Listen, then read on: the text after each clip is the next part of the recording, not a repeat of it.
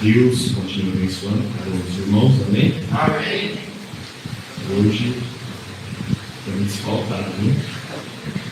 Os faróis de guerra, irmão Wellington, que ficou ausência hoje, né? Irmão Geraldo também, no time de viagem. Realmente o crente é assim, ele viaja nas datas festivas para poder estar nos cultos, né? Aí ele pode comparecer na vigília. Então a gente faz o trajeto antes, né? Vai ver os parentes e tal. Aí quando chega o dia da vigília, né? Nos cultos especiais nós estamos livres, né?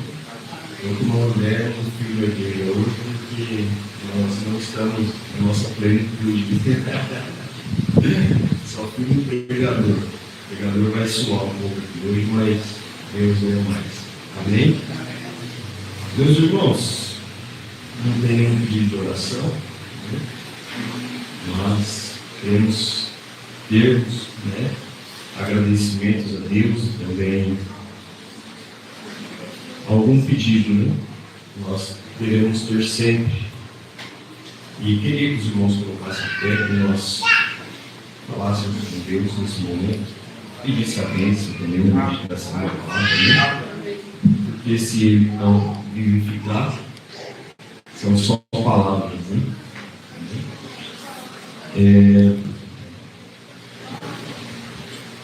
Depois nós vamos ler aqui, irmãos, uma pequena escritura, mas o pastor Paulo ontem, né, vamos dizer que cremos que estamos no mesmo espírito, né? No mesmo corpo, e eu tinha algo preparado para hoje. Nossos irmãos de Pirapó assistiram ao culto de sexta, então eu vou repetir praticamente, né? Lendo a mensagem que foi dita no culto. Deus, Ele é maravilhoso, Ele dá umas saídas para a gente, alguns, né? E louvado seja Deus por isso. Senhor Deus, Pai, ó Deus, mais uma vez aqui estamos, meu Deus, crendo, meu Pai, na Tua promessa, de que onde estivessem 2 ou 3 reunidos em Teu nome, meu Deus, e o Senhor está aqui, derramando, meu Deus, a Sua chuva, a Tua bênção, meu Deus. Cremos nas Suas promessas, ó Pai. Estamos um pouco longe, seus filhos, meu Pai, estão de viagem. Peço que o Senhor nos guarde, meu Deus, no caminho de volta e guarde também durante o período de viagem, meu Deus. Ó Pai, qualquer pedido que tenha, meu Deus, meus irmãos, nesse momento, em seus corações, o Senhor atenda, meu Deus, aos necessitados nessa hora. Eu te peço, em nome de Jesus Cristo, e abençoe a meditação da Tua palavra, em nome de Jesus. Amém. Meus irmãos, Evangelho de João, capítulo 10. A partir do versículo 6, é a parábola do bom pastor. Os irmãos que querem acompanhar aqui. Jesus disse-lhes esta parábola, mas eles não entenderam o que era que lhe dizia. Tornou, pois, Jesus a dizer-lhes: em verdade vos digo que eu sou a porta das ovelhas. Todos quantos vierem antes de mim são ladrões e salteadores, mas as ovelhas não os ouvirão. Eu sou a porta. Se alguém entrar por mim, salvar-se-á, e entrará, e sairá, e achará pastagem. O ladrão não vem senão para roubar, matar e destruir. Eu vim para que tenham vida, e a tenham com abundância. Amém? Amém. Podem se assentar. A meditação hoje seria sobre que porta temos entrado, né? Qual é a porta que nós entramos? Será que estamos, né? Na verdadeira, na porta que Deus deixou, que é o nosso Senhor Jesus Cristo, né? E o pastor veio ontem, né? E pregou. Será que temos conhecido o verdadeiro Jesus? Será que o Jesus que estão pregando por aí é o mesmo que nós temos conhecido? Será que não vamos chegar um dia do outro lado, né? Nas palavras dele? Quando for para conhecer o Redentor, ele não nos conheceu, porque ele não esteve em nós. nós não entramos pela porta, não tivemos santificação. Olha que momento difícil, né? Afasta de mim, né? Vós que tens praticado iniquidade, eu não vos conheço. Que momento difícil. Eu queria trazer uma leitura, né? Tive que pegar hoje, porque, como eu disse, né, foi princípio, mas eu creio que vai ser de bênção. Jesus ensinou aquela famosa parábola, essa mensagem de crueldade do pecado, parágrafo 63. Quando ele estava aqui na terra, ele disse que a ceia das bodas estava pronta. Essa outra parábola que Jesus fala sobre a ceia das bodas. E cada um foi dado uma vestimenta. E ele descobriu um homem ali sem vestimenta. Ele disse: amigo, como é que você não tem uma vestimenta? Agora, o costume oriental daquilo, quando o noivo convidava cada pessoa, ele convidava. Se ele convidava 50 pessoas, então ele tinha 50 mantos. E ele parava em algum lugar na porta. E toda vez que um homem entrava, rico ou pobre, ele colocava um manto nele. Então ninguém sabia se ele era rico ou pobre. Todos pareciam ser iguais sob um manto. Olha que coisa. Creio que há uma quantidade de mantos reservados também. Aqueles que Deus predestinou, né, desde antes da fundação do mundo. Ele tem um manto preparado para você, amém? E esta é a maneira que Deus faz hoje. Ele dá o Espírito Santo, que é um tipo. Cada homem que ele convida, somos todos iguais. Não este porque ele é um pouco melhor do que aquele, e aquele um pouquinho mais alto do que este. Somos todos iguais diante de Deus. Cada um que é convidado para ser as bodas. Amém? Então, quando ele entrou, e ele encontrou um homem agora somente uma porta para passar. Porque é aí onde os mantos eram entregues. E ele encontrou um homem à mesa das bodas, sem a vestimenta. Ele disse: amigo, o que você está fazendo aqui? Por que você não está usando a vestimenta? E o homem ficou calado. Eu não sei vocês, se é alguém que já entrou numa festa sem ser convidado, mas hora difícil, falando: o que eu estou fazendo aqui? E o dono da festa começa a te olhar: eu não convidei esse cidadão aí. Algum amigo, um terceiro convidou, e você vai meio de intruso. Ou constrangimento terrível, né? Está num lugar onde você não foi convidado, né? E foi a situação que esse cidadão aqui se encontrou. E cada homem que vem através de Cristo, no corpo de Cristo, recebe o Espírito Santo, o manto. Ele está de pé bem ali, para colocá-lo em você, tão logo que você entrar nele. Foi isso que ele prometeu, não é isso que ele faz. Ele tem feito isso, amém, meus irmãos?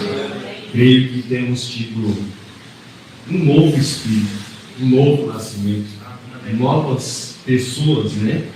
Uma nova natureza tem vindo à tona cada dia no nosso ser, né? É o que o Espírito Santo nos faz, né? E essa seria a meditação, prolongaria, né? Mas aí eu queria entrar no que nós somos porta dentro, né? E eu queria trazer também mais um pouco da meditação, da mensagem do casamento do Cordeiro. O profeta fala sobre o que é nossa vida porta dentro, depois da santificação. Como devemos nos portar, como somos, não como devemos, mas como nós seríamos, nós temos que ser. Se nós não estivermos adequados a isso, algo tem dado errado. Uma porta errada, nós entramos, né? Às vezes entramos pela janela. Né? Agora, gosto de pensar em casamentos. O profeta associa com casamento. Eu tive o privilégio de casar algumas pessoas e penso que quando eu trago um jovem e uma jovem ao altar e os vejo entrando na igreja, e ela linda com sua vestimenta de casamento e o véu caindo sobre a sua face, e o noivo virtuoso, bem vestido e jovem, cheio de vigor, e enquanto descem ali na melhor parte da vida e tomam o voto de casamento, eu penso que há algo nosso a ser feliz, há algo sagrado, porque isso me faz lembrar que haverá um outro grande casamento algum dia, quando a noiva de Cristo virá caminhando pelos corredores da glória. O noivo está aprontando tudo, haverá um casamento e uma ceia. Amém? Como amamos pensar em nos assentarmos à mesa, um de frente para o outro, apertar a mão uns dos outros, e lágrimas descendo pelas faces, e pensar que Ele virá, enxugará as lágrimas de nossos olhos e dirá: não chores, tudo tem se acabado agora. Entre no gozo do Senhor, que tem sido preparado para ti desde antes da fundação do mundo. Ó irmão, isto nos fará amar mais uns aos outros. Amém? Você olhar para o seu irmão e pensar: um dia estaremos numa mesa, né? Uma festa de 3 anos e meio, você tem que olhar para esse irmão e amar ele. Se eu não amar ele aqui, como que vai ser o outro lado? Amém? Tem que partilhar tanto tempo, né? Uma mesa.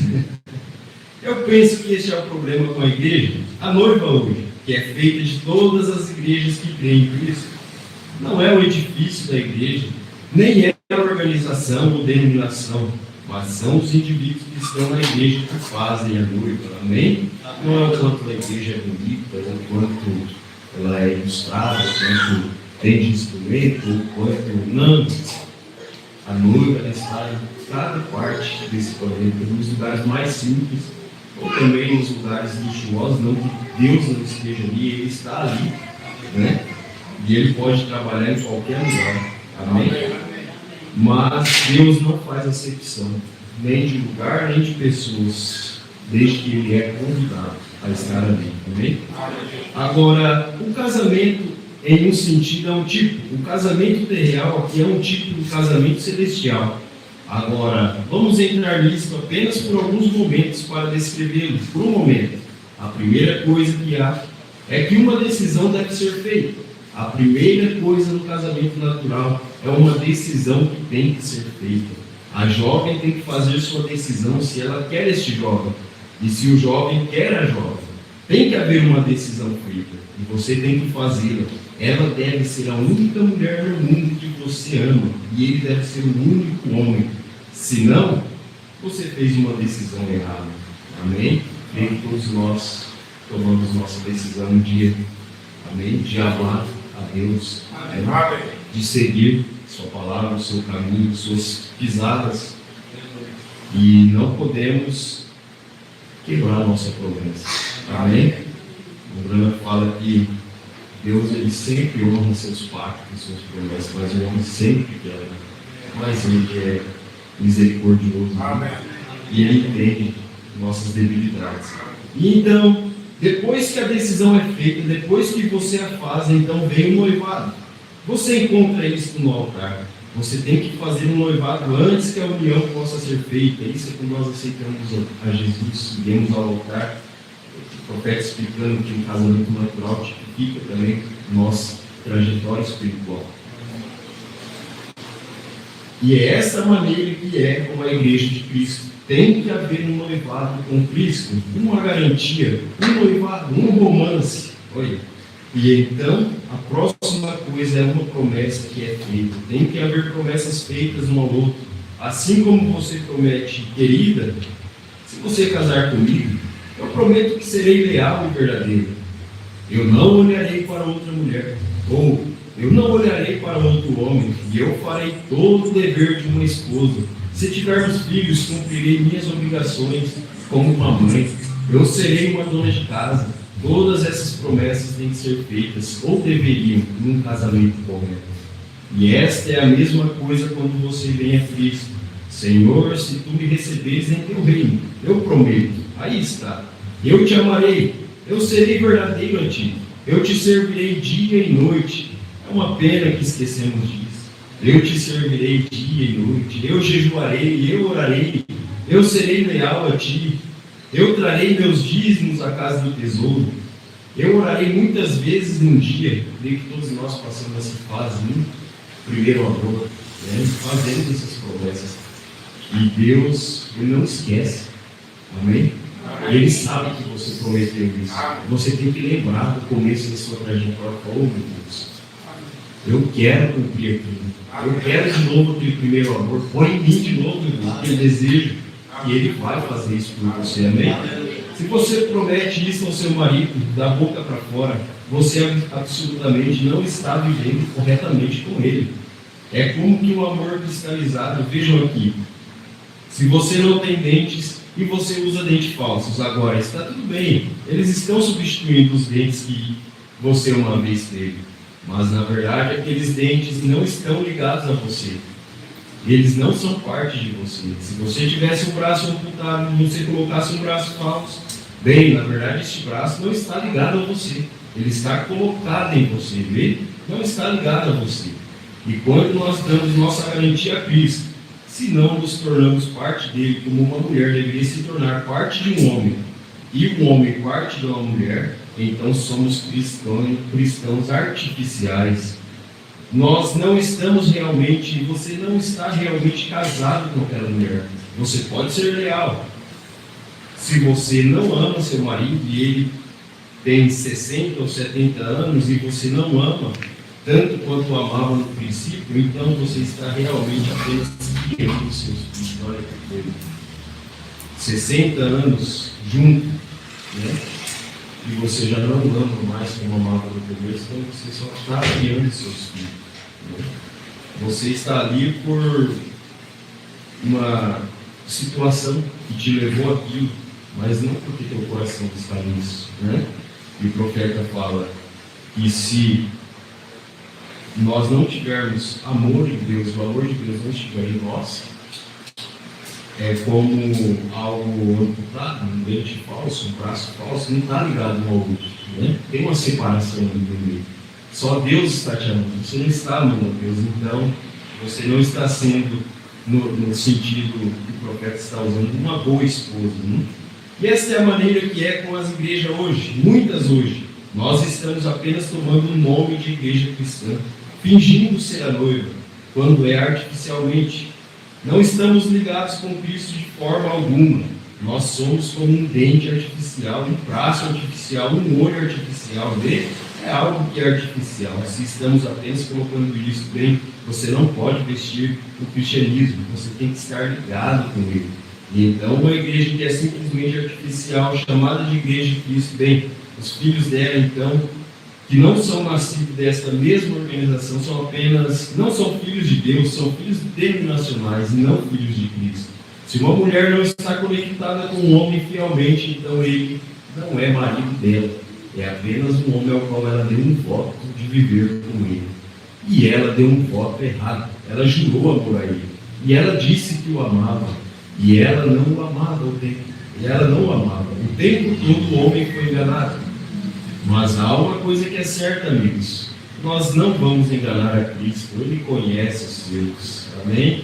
Mas veja, primeiro, uma decisão é feita, depois o noivado, então a promessa, então a cerimônia, e é quando a noiva toma o nome do noivo, ela não leva mais seu próprio nome, ela toma o nome do noivo, e então quando a igreja tem a cerimônia, faz suas promessas, então ela toma o nome do noivo, então ela não mais é uma igreja do mundo, ela é a igreja do Senhor Jesus Cristo, amém? Amém? Eu não quero dizer por nomes, eu quero dizer por nascimento, por natureza, pelo poder de Deus, através da verdade revelada de Deus no coração, ela se torna uma igreja cristã, a grande universal igreja cristã apostólica, que o pastor pregou ontem, né? Que a verdadeira igreja ela está firmada nessa doutrina deixada pelos apóstolos. Amém? E da mesma forma, nós, como seres, né, cristãos no individual, devemos estar firmados apenas, né, na sã doutrina, nas sagradas escrituras, no que Deus deixou escrito, né, na Bíblia, né? Então, outra coisa, depois que ela tem tomado todos esses votos e assim por diante, a cerimônia é realizada, como o nome da minha esposa, que era Broia, antes que se casasse, agora não é Broia mais, ela é Brana. Agora, ela não é Broia mais, ela é Brana. E quando você vem a Cristo, você não é mais do mundo, você é de Cristo. Você não se importa então pelas coisas do mundo, elas estão mortas para você. Porque aquele que ama o mundo e as coisas do mundo, o amor de Deus não está. Amém? Então, você não pode ser um cristão artificial. Você pode ser um cristão artificial professo, mas você não pode ser um cristão e se tornar até Cristo ser injetado através do batismo do Espírito Santo em você. Então você está ligado com Ele. E não são mais dois, são um. Cristo prometeu estar em vós, como o Pai estava em Cristo. Eu e meu Pai somos um. Você e eu somos um. Cristo em vós. Foi Deus em Jesus. E Jesus foi sua noiva também, através do seu Espírito. E assim devemos ser um com Cristo também. Tudo que Deus era, Ele derramou em Cristo. E tudo que Cristo era, Ele derramou na igreja para continuar a obra do Evangelho. Então nos tornamos ligados a Cristo. Não por nome artificial. Não por nome artificial, mas através de uma realidade do Espírito Santo de vida. Então, através do poder de sua ressurreição, somos tirados das coisas mortas do mundo e colocados com Ele em lugares celestiais. Amém? Eu gosto disso. Esta noite estamos assentados em lugares celestiais em Cristo, ressurretos com Ele. Morremos para as coisas do mundo e tomamos a Cristo. E quando tomamos a Cristo, então o mundo está morto. Então não nos importamos mais com o mundo, como o apóstolo Paulo disse. Estou morto, crucificado com Cristo. Não vivo mais eu, mas Cristo vive em mim. Amém? Queremos chegar a essa condição. Amém, meus irmãos?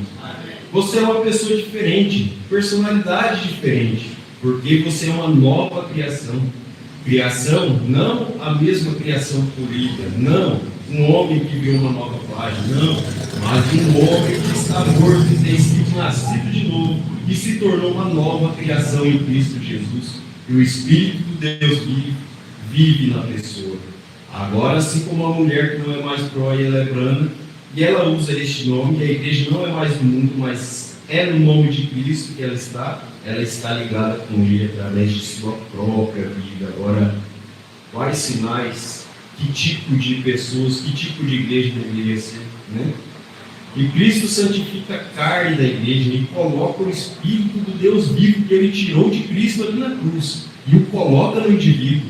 Então, eles são um. Vê? Eles se tornam um. Cristo e você são um.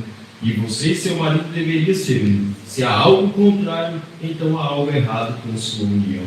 E se há algo contrário conosco em relação a Cristo, nós não cremos em sua palavra e dizemos, isto foi para outros dias. Há algo errado com nossa união com Ele. Se você diz, os dias dos milagres são passados, não há cura divina, não há batismo do Espírito Santo, aplicando isso lá atrás em algum lugar, isso mostra que o Espírito de Cristo não está em você, porque no princípio era o Verbo, e o Verbo estava com Deus, e o Verbo era Deus, e o Verbo foi feito carne. E então, quando sua palavra se torna proeminente em você, então você e Cristo são um. Então, se vós estiveres em mim, e as minhas palavras estiveres em vós, pedireis tudo o que quiseres, porque não é você mais, é a palavra de Deus, Cristo em vós. Vocês se tornaram um, correto? Então, outra coisa que ele faz depois disso, depois que ele tem cumprido seus votos e se casar e tomado o nome do marido para ser seu, o nome do noivo, então, ela é herdeira de tudo que ele possui. Ela é herdeira de tudo. Sua esposa é uma herdeira de tudo que você possui. E essa é a coisa que a igreja é. Se ela apenas soubesse disso, sendo parte dele, com o Espírito dele nela, ele disse, as obras que eu faço também as fará. E as fará maiores do que esta, porque eu vou para o meu Pai. Um pouco mais o mundo não me verá, mas vós me vereis, porque estarei convosco e em vós, até a consumação dos séculos. Então, Cristo em você, vocês estão ligados com eles e são herdeiros com ele. Amém? Oh, coisa boa.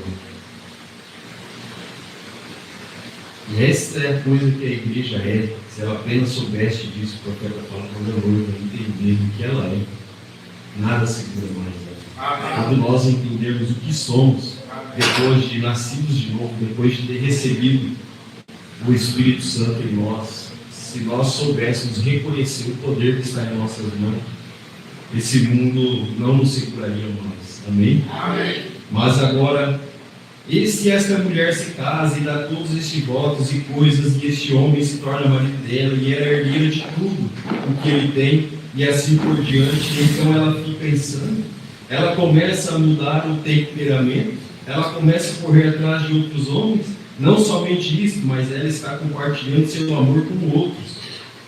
Um homem com uma esposa, todas as promessas que fizerem, então ela vai e começa a compartilhar sua vida com outros, seu amor, sua afeição com outros, uma coisa terrível com outros. Isso é o que muitos assim chamados cristãos fazem, compartilham seu amor com o mundo, apostando, dançando, jogando, ficam em casa em dia de culto de oração, para assistir televisão, todo tipo de coisas mundanas que tem tomado lugar do amor de Deus no coração da igreja.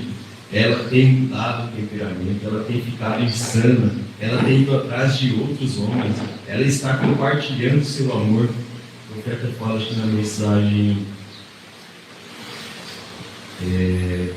sempre presente a água da rocha, né? E lá nos anos 60, e Deus estava trabalhando para tirar seu povo da frente da televisão. Eu fico pensando o que era a televisão nos anos 60, e o profeta incomodado com aquilo. Eu falei hoje, o que ele falaria dos nossos celulares, né? O que ele falaria da Netflix, o que ele falaria de tanta coisa, meu Deus. E a gente tem que estar alinhado com o mesmo espírito, né? Para sabermos, para termos em nós o mesmo sexto sentido, né? que nos guia. O mesmo profeta, creio, que falou contra a televisão, hoje ele estaria batendo nesse tipo de coisa. E coisas que têm tirado o povo de dentro da igreja, de dentro dos cultos, é essa tal da televisão até hoje. Mas hoje transformada no algoritmo, né? A gente pega e abre um TikTok, um Instagram, um Facebook, e ela se tornou pior do que era. Porque na televisão você só assistia o que eles projetavam lá para você assistir. Então, às vezes, você se entediava com aquele programa, você desligava e tal. E hoje não. Eles só mandam aquilo que você quer. E isso te segura muito mais do que a televisão. Então, eu paro e penso, o que será que o nosso profeta falaria disso hoje? Se ele visse o que nós temos em nossas mãos hoje, né? Eu creio que não seria de aprovação. Né? Como ele sempre foi muito centrado, ele falaria que a ciência está aí, é do bem e do mal. E há coisas boas, há jeito de usar de forma correta, né? Mas esse uso, né, que às vezes nós temos, é muito errado, eu creio, e às vezes passa até de pai para filho. Né?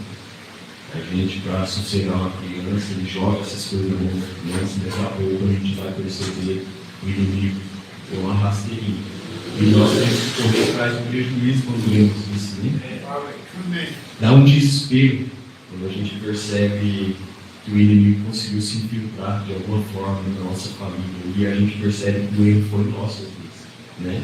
Poderíamos estar privando eles de tanta tecnologia, de tanta coisa, né?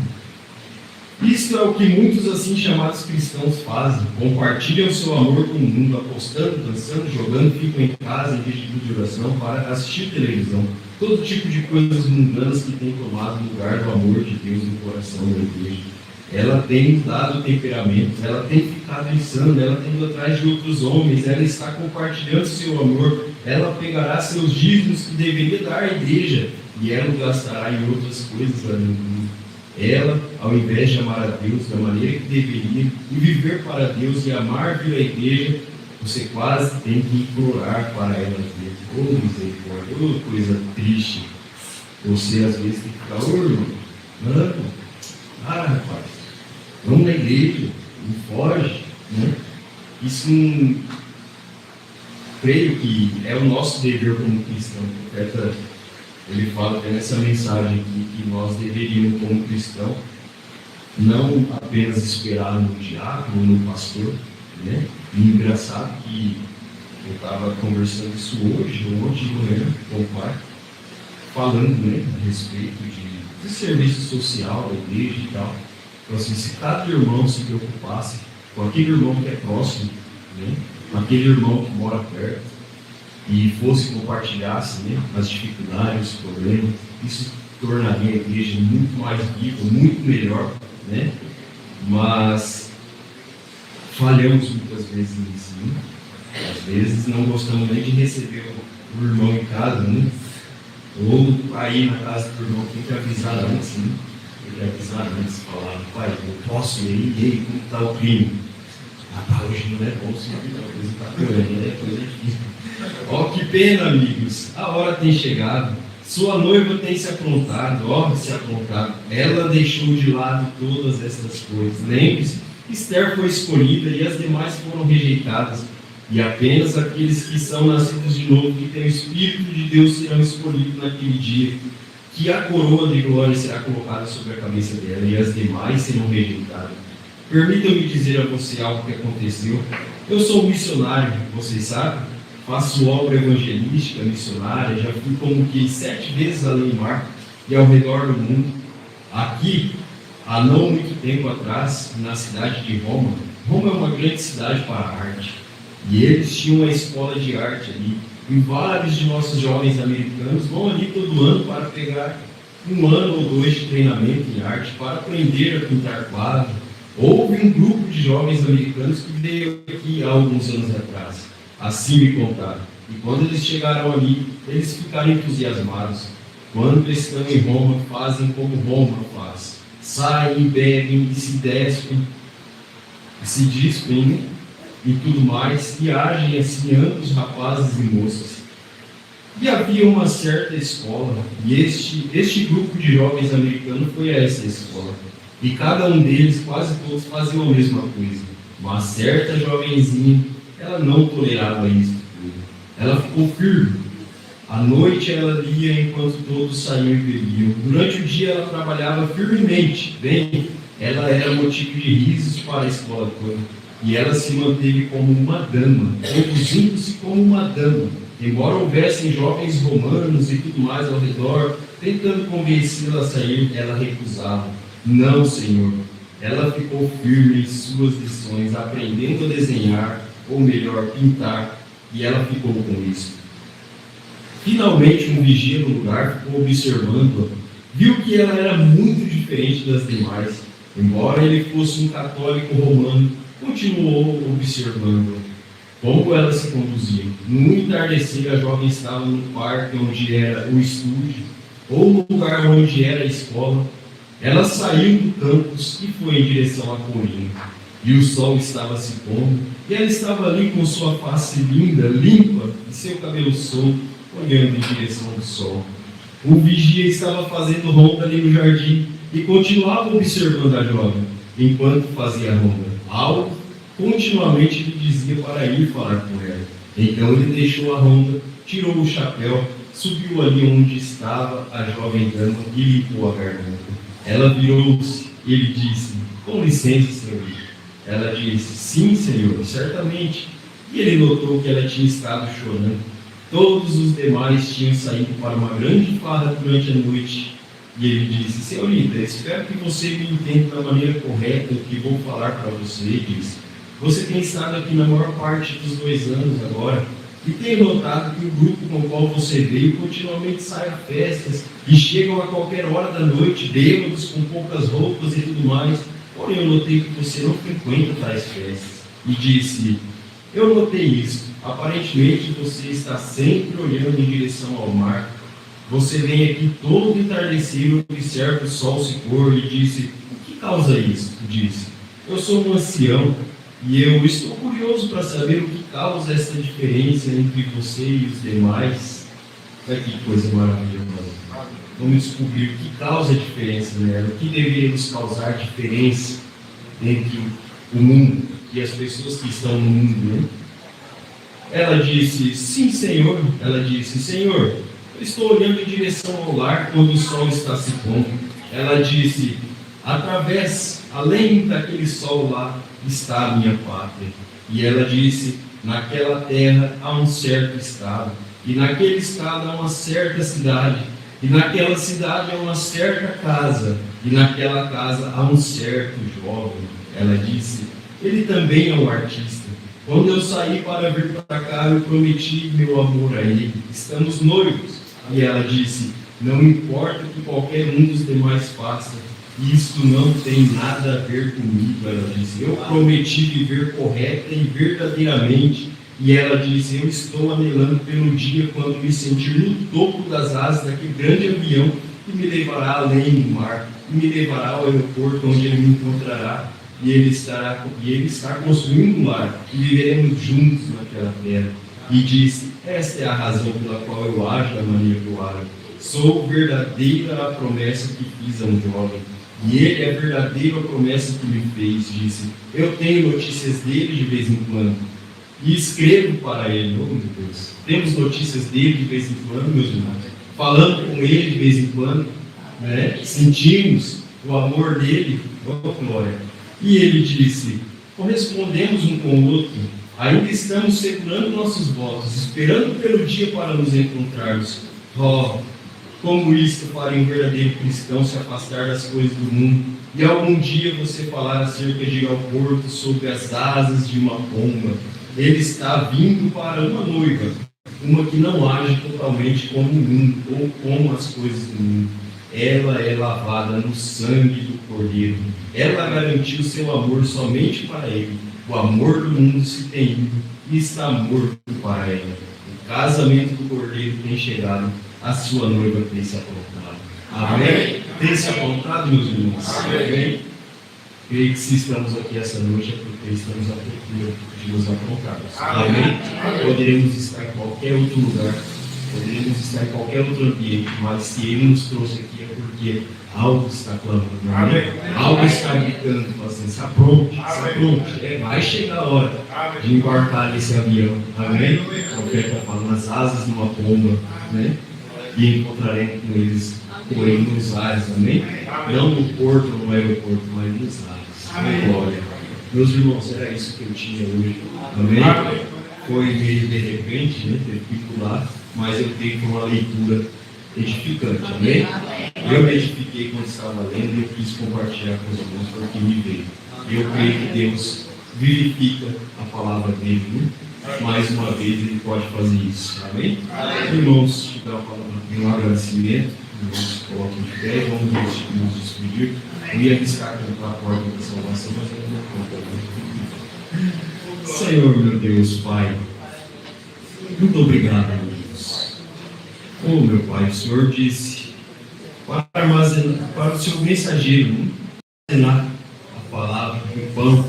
E aqui está, meu Deus, mais um pouquinho desse pão, desse mantimento, meu Deus, dado ao seu povo, meu Deus. Esse pequeno grupo, essa partícula minúscula, meu Deus. Mas aqui está o pão, meu Deus.